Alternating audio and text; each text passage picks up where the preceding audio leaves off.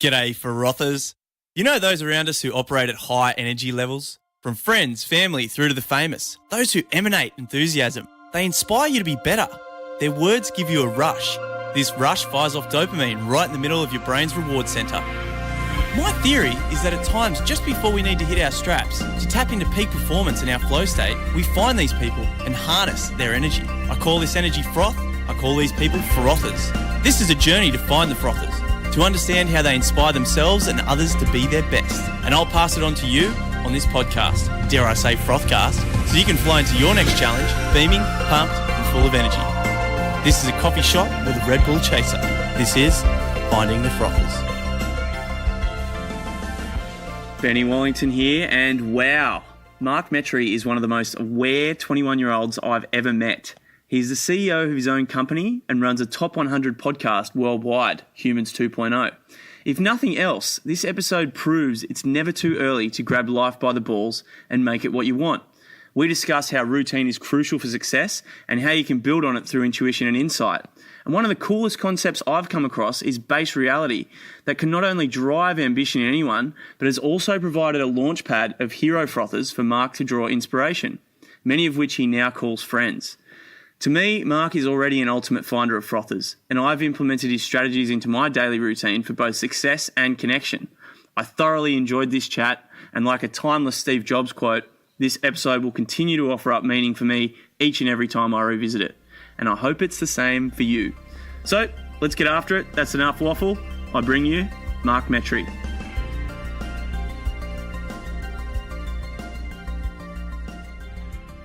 G'day, Mark Metry, creator of the Top 100 podcast, Humans 2.0. You are over in Boston at the moment, and you've just told me you're having a phenomenal day. Welcome to the podcast.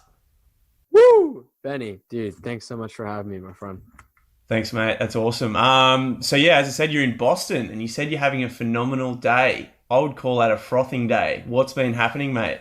Yeah, man. I mean, it's just one of those days where I've had a lot of different great things happen.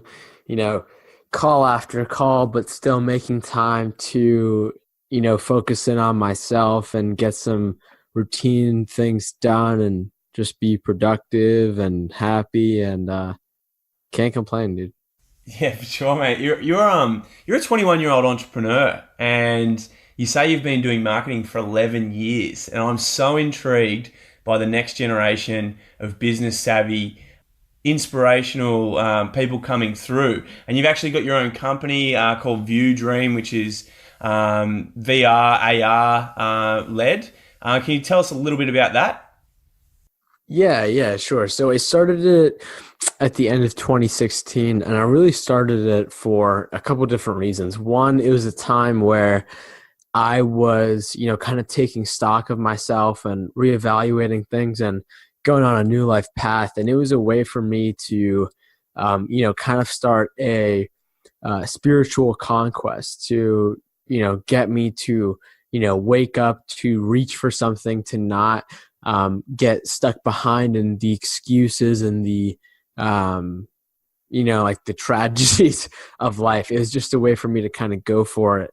And at the same time, I also just became aware of the exponential technology of virtual reality. And I had always viewed it in terms of video games, but it turns out some organizations are using it to treat veterans that have PTSD.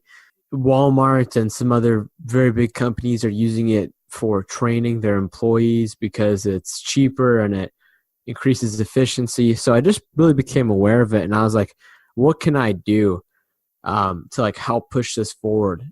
So I basically just started this this company that did a lot of different things at first, but we've really done some pivoting, and right now what it is, it's a marketing growth agency for companies specifically in the virtual reality and augmented reality fields, and then some other companies in other fields of different exponential technologies. So that's what I do, and that's what I do for most of my time, running that. And then I just do my podcast, Humans 2.0, for fun. Mate, that's the life, hey. A good balance of Well, it sounds like you enjoy what you do 24/7, which is amazing. I like the concept of base reality, and you just interviewed Stephen Kotler, who's pretty much one of my heroes. I've not got the chance to meet him yet. He is a flow specialist, neuroscientist, and just a super interesting dude, wordsmith as well. He talks about, yeah, base reality. So as a 19-year-old starting a company, I guess what was your base reality looking like? Who was inspiring you? Yeah, so that's an interesting question. So like when I look back at my life, I was just always doing things.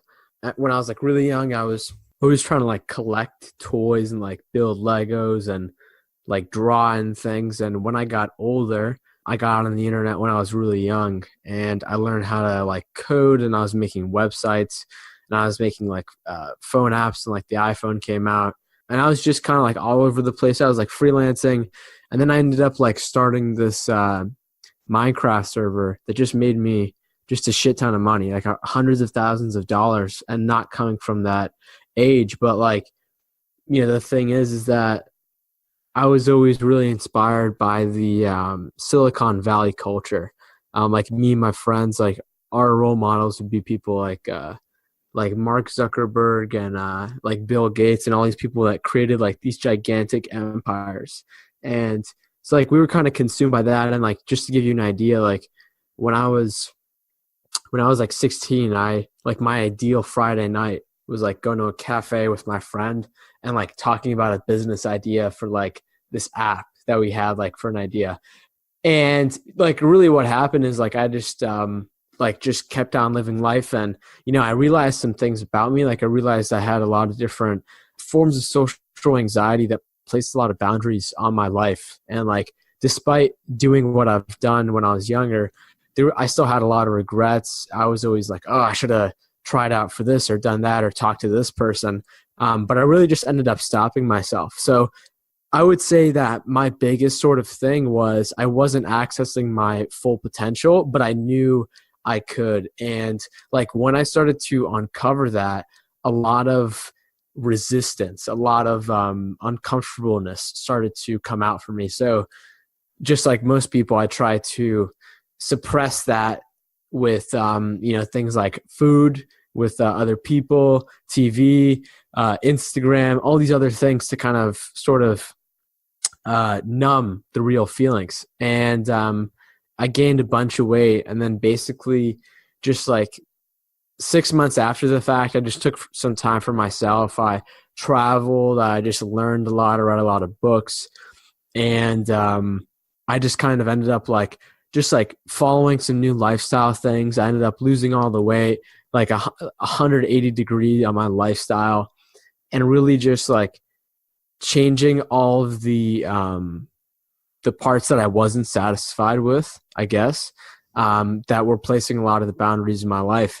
And I basically just like discovered this, I would say a month before I started my business. And I just had, like a real, I would say a peak experience of my life where I really just started to understand that, everything that I've ever experienced in my life, it's just a reflection of what's actually going inside my mind. And I'm accountable for everything and everything that's happened, like the good and the bad things that are all just my responsibility. And when I kind of had that moment, like I would say like I've never been the same since. So I was kind of like thinking about myself in the bigger context of the world. And then really just, a lot of it was just like facing a lot of different fears. And then another part of it was just kind of like, what can I do to just like help position myself in the best place for the world? So that was the kind of mindset that I was in when I was kind of doing all that. Mate, that's profound mindset. It's like the wisdom beyond your years, accelerated learning, like going through that personal journey. Man, when I was 16, I wasn't hanging out coffee talking about businesses. I was trying to find out how I could get a 6-pack of beer to take to the party. And so, yeah, Dude, I'll tell you this, right? So on that day where I just started to wake up, a really interesting thing happened that just reminded me when you said that. So I like woke up, I like got back and I was at my place and I like took a nap in the middle of the day. And I woke up and I just had like the most uncomfortable kind of feeling. And this was at a time where like I started meditating, I started like sleeping well and all these different things. So like my brain's working properly. So I just like wake up and I'm like starting to feel, and I'm like, wait, like if I don't get up literally right now and I like do take one step towards like turning my life and putting it in the best direction, I'm never going to get up. And it just sort of felt like, like the resistance of like 1,000 times of me not choosing that versus that one time. I don't know how to really describe it, but I think it's sort of a profound experience. And like on my podcast, I interview a lot of different people, and not everyone sort of has like a dramatic peak point to this. And I would say it's not even dramatic. Like this happened over, a decent amount of time, but this is a common sort of like phenomenon that I've seen on my podcast, and really people that are high achievers. They kind of see this, some sort of like an adversity hits them, enables them to see themselves and life in a different way. And then they're forced to make a decision. And then I think that happens to like a lot of us, like all the time. I think that's really what life gives us, to try to wake us up. And it's up to us if we want to, pick up the phone or not. Totally, mate. That's definitely true. I think, as you say, a lot of people attribute it to one singular moment, but there is all the stuff that's happened prior that really plays into it. And it's not until you reflect later, specifically on the journey I'm on with guiding people to become smarter drinkers and more happy drinkers. And it's not until I reflected on all my past experiences that I actually realized that, there was all of those things that had happened in my life which had got me to this point to make that decision, not this one tiny moment. But it is great. You do need those profound moments. You spoke before just briefly about your routine, and specifically today. What's the one thing you do during your day-to-day routine that has you accessing peak performance? Yeah, I mean, I wouldn't say it's just one thing. I would say it's everything. Mm-hmm. And like just a few things to me that stick out is, every day when I wake up, I try to, like the first moments of when I start to become conscious, I just try to go into this state that I've just learned how to do over time.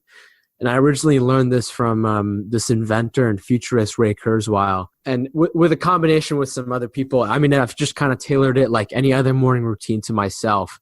But really what I try to do is I just try to wake up in a state of like kind of half asleep and half awake. And I just like, that's my time for me to like just get like all the creative juices going.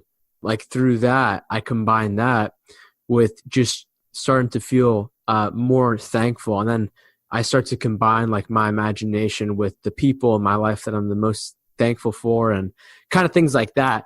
Like I don't wake up to an alarm, but I would say like the first maybe like 15 to like 30 minutes of the day, that's what it is. And then when I get up, I just usually just like go for a walk, like a brisk walk, like a 15-minute, like nothing crazy. And then I like drink some water. And then that's where I'll either do some form of stretches or yoga, and then I'll do meditation. So I'll do that for like 20 minutes. And then after that, that's like a time for me to journal and just kind of like be with myself. And then after that, I'll go and I'll do some form of exercise at the gym, or I'll go for a run, or I'll do something. And then I come back and then I just take a shower. I take a cold shower at the end of it, not at the entire thing, but towards the end of it, I crank the nozzle and I just do like a cold shower for like a few minutes. And then from that on, I just have my coffee and the day's started. Woo!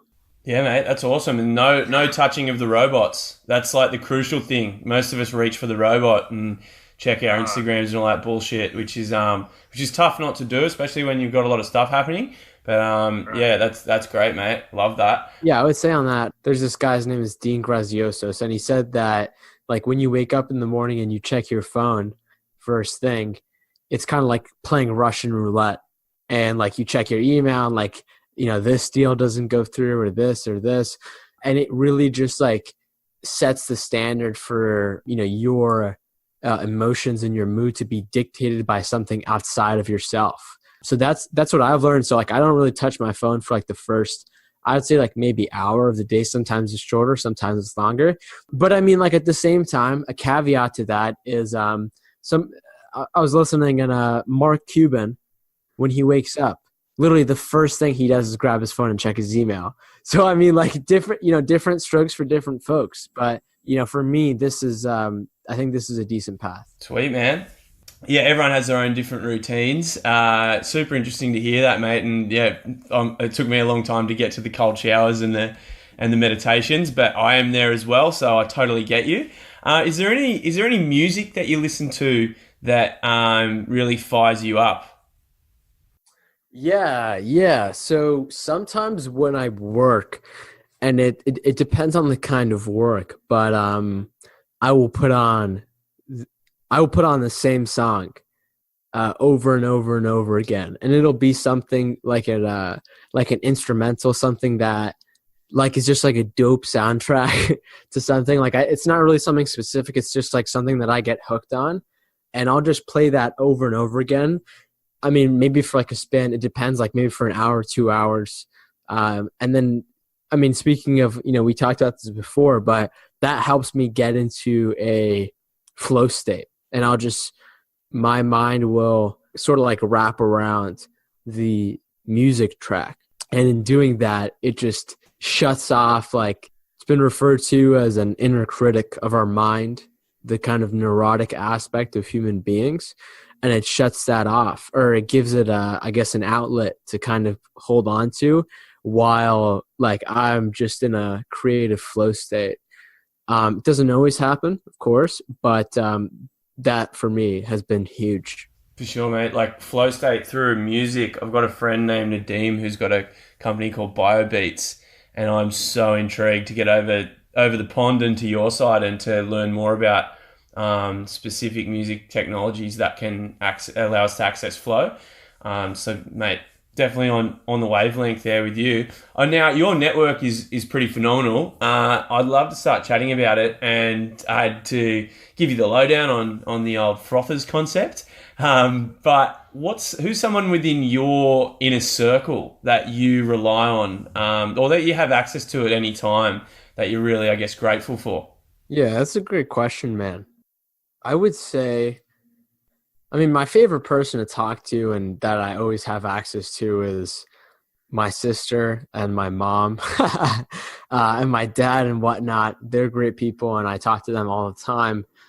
But in terms of people that have helped me in a lot of different ways, there's this guy. His name is David Meltzer. He's a prolific entrepreneur. He's done some amazing things, and he's helped me out in so many different ways. And then like I know somebody else. His name is Rob Dube. He wrote this book called Do Nothing. He also runs this company called Image One. It's on like the Forbes America's Small Giants, and he's just an awesome guy. He's really helped me introduce me to a lot of the right people, and really just moved the needle for me. Awesome, mate. You got to have your family in there, don't you, on some degree, or at least your closest friends. And then, yeah, definitely having those business mentors is a powerful mix of boundary frothers, as I'd call them. Now, let's take a different tact. I'd like to hear from people about people that are no longer with us. In what ways do you access anyone that's passed on in a way that still motivates you and you can still draw strength? Yeah. I mean, I think Steve Jobs changed the course of my entire life. First off, by creating Apple and me having an iPhone and their products and stuff that enable impact to our fingertips. And then at the same time, really a big part in my kind of my journey and kind of like the moment that I talked about is I just randomly, like this Facebook video popped up in my feed, and it was just Steve Jobs talking about how hold up, you know what, just give me 1 second, I'm going to pull this up so I don't butcher it, because this is really profound. And it had just the way that I framed it is that it had a conscious interrupt in my brain for like the first time. So like that's a time where my normal stream of consciousness just was interrupted when I heard this. And basically, Steve Jobs says, when you grow up, you tend to get told that the world is the way it is, and your life is just to live your life inside the world. Try not to bash into the walls too much. Have a nice family life. Have fun. Save a little money. But that's a very limited life. Life can be much broader once you discover one simple fact. Everything around you that you call life was made up by people that were no smarter than you. And you can change it. You can influence it. You can build your own things that other people can use. That's maybe the most important thing, to shake off this erroneous notion that life's there and you're just going to live in that. Once you learn that, you'll never be the same again. And when I heard that, Steve Jobs is right. I was never the same again. And like that to me is just like the most mind-blowing thing that sticks out in terms of people that have passed away but still leave a legacy behind. Yeah, he's definitely one of the greats. And it's interesting that when a video does pop up, and that's why I ask people, like, how do they access these people? Because if a video from Steve Jobs pops up that I haven't seen, no matter how old it looks or from wherever it's from, I will generally make the time to watch it then and there, which I know is a shitty way to be productive, but there are some people that just pop up in your feed that you can't wait, even though you know that video is going nowhere. I think sometimes the algorithm can be a motherfucker and sell us the shit that we don't need, probably the majority of the time, but then sometimes, we really can get inspired by it. That's a beautiful quote, mate. Back to, I guess, your network. Is there anyone just outside your network, someone you can smell even, that you'd love to bring in at some stage in the future? Yeah. I mean, I've been getting some ridiculous guests, some people that I'm really excited to talk to: Jocko Willink, Ed Milet, David Goggins. Wow. Yeah, and those are all lined up. But I would say the number one person that I'm trying to get to, I mean, there's a few people. The main people I'm trying to get to are Jason Silva, Gary Vaynerchuk, Tim Ferriss, Tom Bilyeu, and Dave Asprey. Those are the main people that I'm trying to get to. Brilliant, mate. I mean, like, I think it's going to happen within the next 6 months. Yeah, good, mate. It will. You're obviously on the trajectory, given the guests you've already had, the ones that are coming up, and mate, that's inspiring. They're some of my heroes as well, and there's the beauty of podcasting for me as well, and that's why I'm so stoked and sort of grateful to be on this journey now. I guess being part of the cohort with yourself of podcasters is that you can literally plug into a podcast and you could I just listened to like Tim Ferriss talking to Aubrey Marcus, who are two of my favorite podcasters. And it's like I'm sitting there listening, and although I can't interact, potentially I can down the line now. And that's kind of what a podcast can give you access to, and you're living proof of that. Like, these people that are seemingly out of reach, these frothers off in the distance, can potentially come into your inner circle one day. Like, they could be you could get their phone numbers, and literally your anchor frothers, those guys who you have access to all the time, potentially, the Tim Ferrisses and Tom Billiers of the world could become that one day. And that is that's the limitless thinking. It's absolutely crazy. Like, that's already sort of happened to me with a few different people, where like if I text like Seth Godin or Naveen Jain on like a Friday night, they'll get back to me in like 20 minutes. And my plan, man, is to interview somebody like Tim Ferriss, at like a conference or like at some stage one day. So like 100%, man. Good on you, bro. And that's like I tell people, like, by saying it out loud, that is the first step. And you obviously know 100%. That to making it happen, because you never know who's going to listen to any podcast, or you never know where he's going to pick it up from, or someone's going to say, oh yeah, have you heard of Mark Metry? Like, man, you need to go and have a chat with that dude. He's a fucking frother. Dude, that's exactly it, man. And like, one thing I'll say on that is, like, every day, I mean, I actually don't say it anymore, but I used to, like, maybe 2-3 months ago.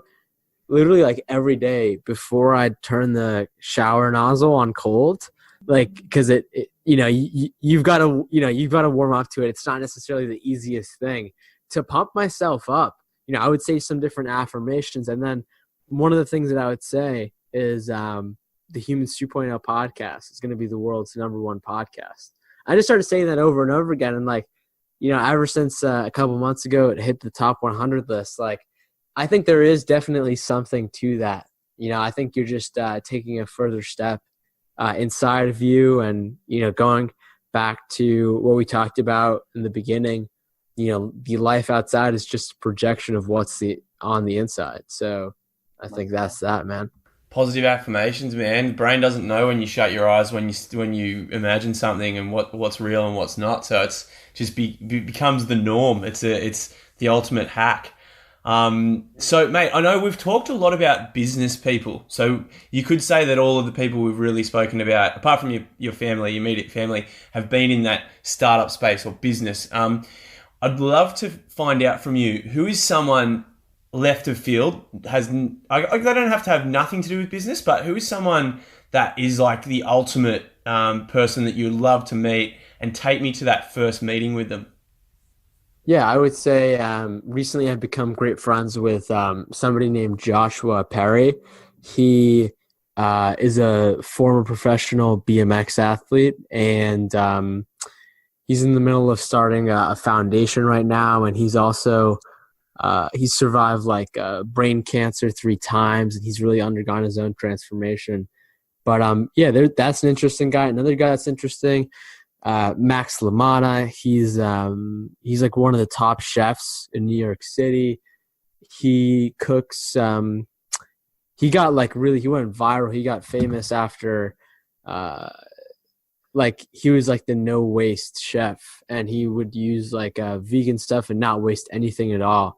But I mean, people like that, and I really think there's a lot of different commonalities in people, and the artist or the writer or the musician is it's their own kind of thing, but it's really the same thing in a way, Mate, for sure. I was that conscious consumption movement, that's what I'm all about as well. So you're really surrounding yourself with inspirational people, as well as people who can give you the best information for living the best life. So props to you, man, seeking out the right people. If you were to condense your gift into one workshop, this is a doozy, this question, what would the title be, and what would the concept be? That's a great question, man. I think it would just say how to get whatever you want. What I mean by that is really ever since I've been marketing quote unquote for 11 years, and I've really just been using tools in a very intuitive way that I think has built me to be somebody who, has recently gone through a personal life change, and alongside my skills and kind of how to get a message out there, how to communicate out there with the small startups that we work with around the world to the Fortune 500 that we have as a client. And ultimately, that's what I think it's all about. I think everyone out there has different goals. They have different paths. Not everyone wants to live their life in this way or that way. But ultimately, I think it would be about teaching you how to use the current tools of our modern context in a way that helps best upgrade your inner and your outer world. So yeah, that'd be the answer to your question. Banging. Mate, I'd take that workshop. Let's get that bad boy created. Hell yeah, dude, let's do it. Yeah, what's your number one? Man, you're a prolific networker, so I'm really looking forward to hearing this. What's your number one hack, tip, trick for reaching out to these phenomenal people and actually piquing their interest? Yeah, I would say this: don't look for hacks. The reason why I say that is, I've spoken to a lot of different people in this world. Someone in particular, Scott Gerber, he wrote this phenomenal book, and it's basically this. The marketing game right now is rigged to say that people are just, sort of sheep, and they need just these 5 hacks on how to network.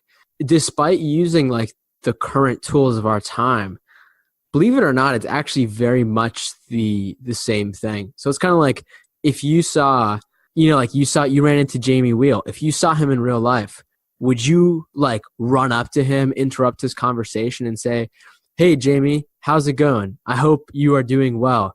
I have this startup that I want you to invest in," or like, "I have this, and that." No, that's just like, that's not even humane. So I think like a big part of networking is not forgetting that human aspect, because if you do that, these people are really, really busy, and you'll just kind of get caught up in the email hurricane cyclone. So I would just say to be like, try to be the most human as you possibly can. And I would say just try to find people where they're at. If Jamie Wheel is active on Twitter, then go like start engaging with him and try to like, meet him and try to, do whatever you can to get as close as you can, without being too intrusive or, without being stuck up or like trying to be too spammy or salesy or anything like that. That's honestly what I would say is the biggest thing. Like, just don't forget your roots as a human and just kind of interact them from the most human place that you know. And every time that I've done that, like, that's the way to do it. Like, I've literally, never read like a email template, like a reach out. Like, I don't copy and paste anything. Maybe that's a good thing. Maybe it's a bad thing. I don't know. But that's just kind of my style. And I just like try to show them that I'm human too as much as possible.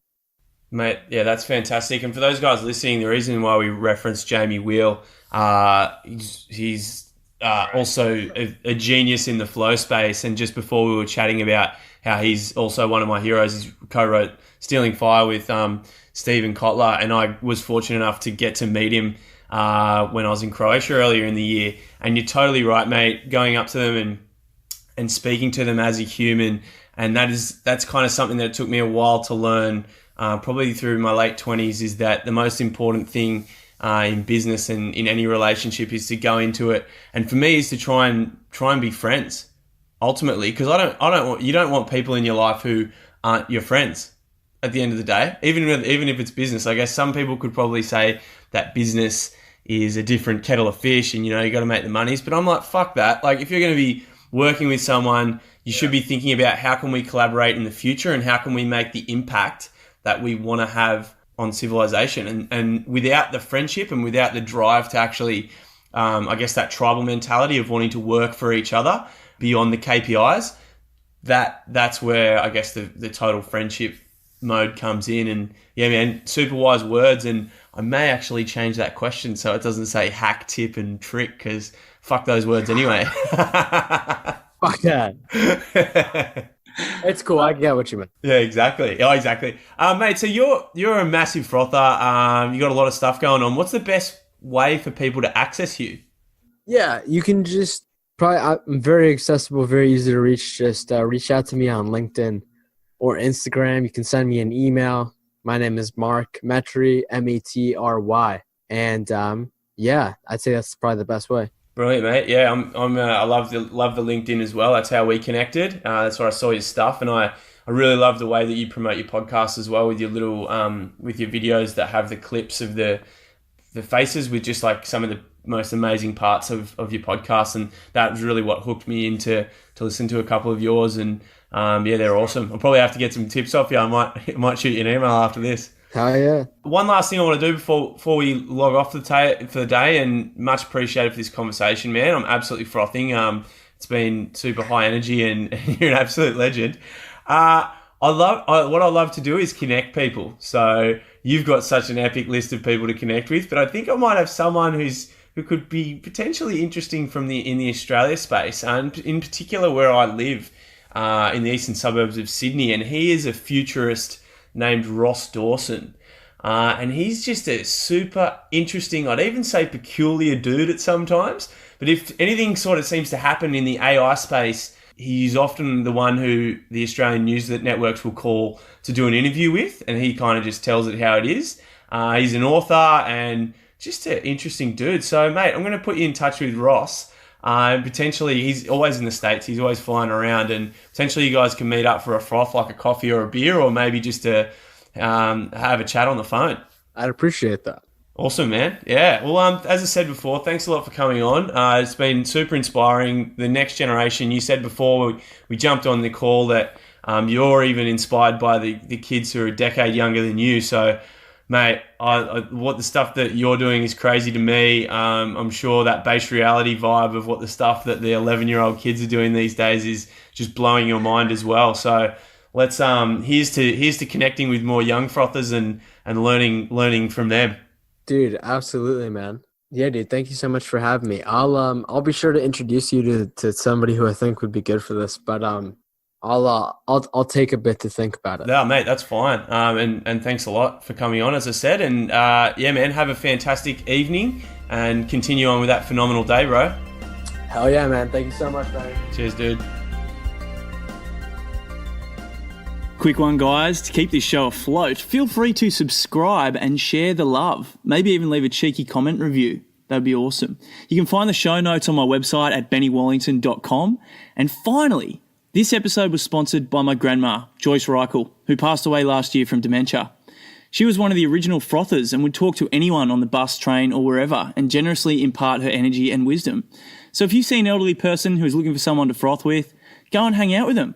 They've got the best stories. Also, a huge shout out to our producer, Lily Haynes, for bringing this to life, and Billy Otto, who created that beautiful introduction in true Billy Otto style. Also, my buddies in Australia and the UK who have been super generous in swinging me feedback. In a way, all of you guys are sponsoring me with your time. Love to the guests, past and future, and also to you guys for listening. Ciao for now. You!